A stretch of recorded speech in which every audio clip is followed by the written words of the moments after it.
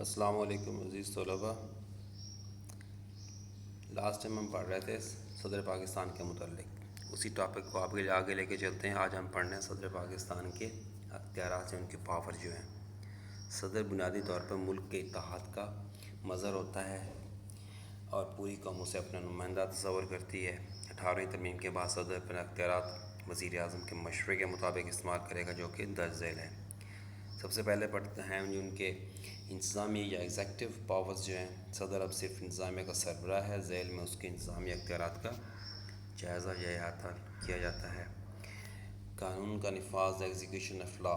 صدر پاکستان وزیر اعظم اور وفاقی وزراء کی مدد سے پارلیمنٹ کے بنائے ہوئے قوانین کو نافذ کرتا ہے. اور کنٹرول اور کیبنٹ، کابینہ کے اوپر جو صدر کا کنٹرول ہے. صدر وزیر اعظم کے مشورے سے وفاقی وزراء کی تقرری عمل میں لاتا ہے. ہر وزیر کو ایک محکمہ دیا جاتا ہے، تفویض کیا جاتا ہے. وہ اپنی کارکردگی کا وزیر اعظم اور صدر کے سامنے جواب دہ ہے. صدر وزراء کی برطرفی کا بھی حق رکھتا ہے. 2010 میں 1973 کے آئین میں ایک ترمیم ہوئی، 18ویں ترمیم. اس کے تحت پاکستان کے پارلیمانی نظام میں صدر کی گرفت وزراء پر مضبوط نہیں رہی. اب دیکھیں کون کون سی اپائنٹمنٹس یا تقرریاں ہیں جو صدر کے ذریعے ہوتی ہیں. 1973 کے آئین میں کی گئی 18ویں ترمیم کے تحت صدر پاکستان وزیر اعظم کے مشورے سے وفاقی وزراء، صوبائی وزراء، عدلیہ کے چیف جسٹس اور ججز، مسلح افواج کے چیف، دوسرے ممالک میں جو سفیر کام کرتے ہیں وہ، chief election commissioner, attorney general, auditor general, مختلف کونسلوں کے چیئرمین اور وفاقی موثق کی جو تقرریاں ہیں وہ عمل میں لاتا ہے. لیکن چیف جسٹس اور ججوں کے تقرر کے بارے میں صدر پارلیمانی کمیٹی اور جوڈیشل کمیشن سے مشورہ کرے گا. یہ ایک شرط ہے، یہ کنڈیشن ہے. اب دیکھیں کنٹرول اور فارن افیئرس، امور خارجہ پہ جو کنٹرول ہے صدر کا. صدر پاکستان بین الاقوامی سطح پر ملک کی نمائندگی کرتا ہے، سفیروں کی تقرریاں کرتا ہے، دوسرے ممالک سے آئے ہوئے سفیروں کے کاغذات نامزدگی وصول کرتا ہے. وہ دوسری ریاستوں کے ساتھ مختلف معاہدات کرنے کا اختیار رکھتا ہے. کسی نئی ریاست کو تسلیم کر سکتا ہے، سفارتی تعلقات منقطع کر سکتا ہے. خارجہ پالیسی تشکیل دینے اور اسے نافذ العمل کروانے کا اختیار صدر کو حاصل ہے.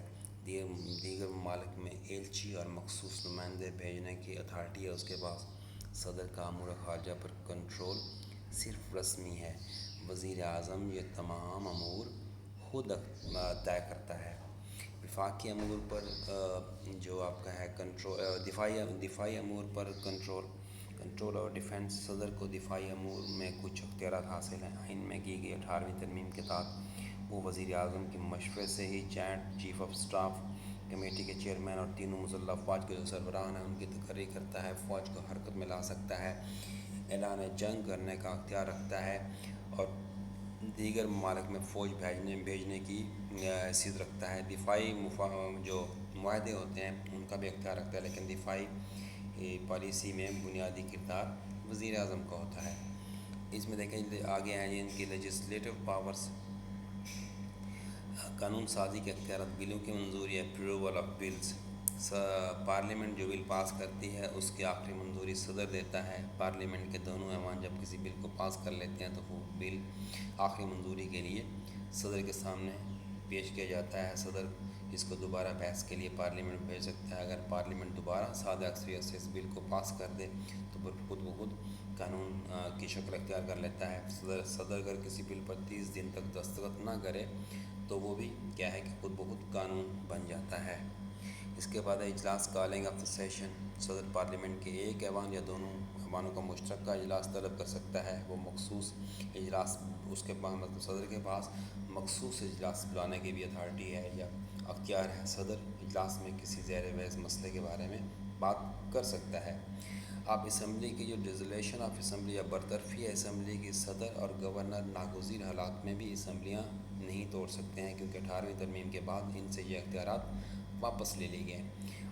ایشوئنس آف آرڈیننس کا اجراء. جب اسمبلی کا اجلاس نہ ہو رہا ہو تو صدر آرڈیننس جاری کرنے کا اختیار رکھتا ہے، لیکن یہ آرڈیننس صرف 4 ماہ کی مدت کے لیے ہوتا ہے. اگر پارلیمنٹ اس کو منظور کر دے تو جو قانون بن جاتا ہے، ورنہ 4 ماہ کے بعد یہ خود بخود کیا ہو جائے گا، ختم ہو جائے گا. خطاب کرنا. صدر قومی اہمیت کے معاملات کے بارے میں کسی ایک ایوان یا دونوں ایوانوں سے مشترکہ طور پر خطاب کر سکتا ہے اور اس مقصد کے لیے ارکان کی حاضری کا حکم دے سکتا ہے۔ ریفرینڈم یا استصواب رائے، صدر کو جو اختیار حاصل ہے کہ وہ کسی بھی قومی مسئلے میں استصواب رائے کروا سکتا ہے۔ وہ قانون سازی میں بھی استصواب رائے کروانے کا اختیار رکھتا ہے، لیکن 18ویں ترمیم کے تحت ریفرینڈم کے انعقاد میں صدر وزیر اعظم کے مشورے کا کیا ہے؟ پابند ہے۔ جوڈیشل پاور، عدالتی اختیارات، صدر سپریم کورٹ اور ہائی کورٹ کے جو چیف جسٹس ہیں اور ججوں ہیں ان کو مقرر کرنے میں پارلیمانی کمیٹی اور جوڈیشل کمیٹی کے مشورے کا پابند ہے۔ رحم کی اپیل صدر کے پاس ہوتی ہے۔